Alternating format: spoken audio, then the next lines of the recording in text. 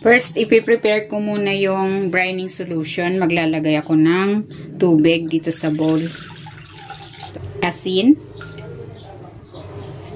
Paminta. At maglalagay din ako ng bawang. Pwede kayong maglagay dyan ng kung anong gusto nyong mga pampalasa. Haluin ko muna para malusaw yung asin. Ayan, okay na yan. Ilalagay ko na dito yung pork chop. I-brine muna natin para mas tender at mas malasa yung ating pork chop bago iprito. Ayan, ibabad muna natin yan for at least 3 hours or mas maganda kung maibababad natin ito overnight. Ilagay muna natin ito sa chiller. Gagawin ko naman yung breading mix. Maglalagay ako ng harina, cornstarch, asin, paminta, garlic powder, at ng paminta. Paprika pala. Haluin ko muna.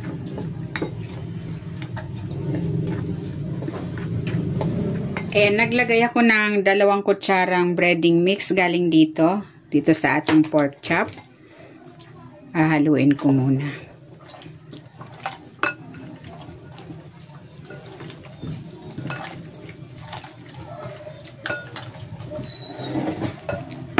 And then, i-dredge ko na dito sa ating breading mix.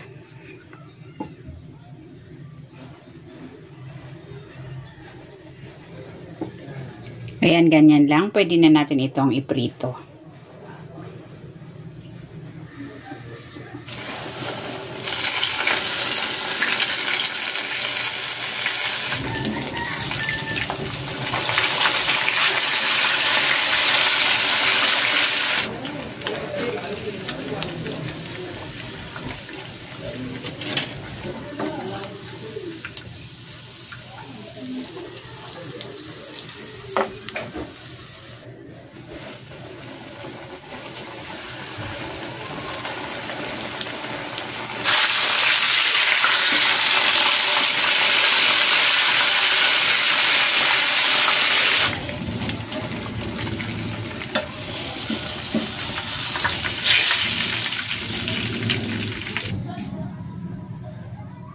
Ito na, ready na itong ating crispy fried pork chop.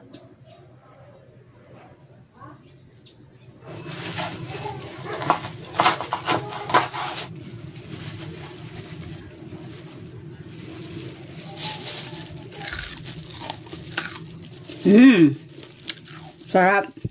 Malasa. Tapos malambot yung laman, juicy. Sarap.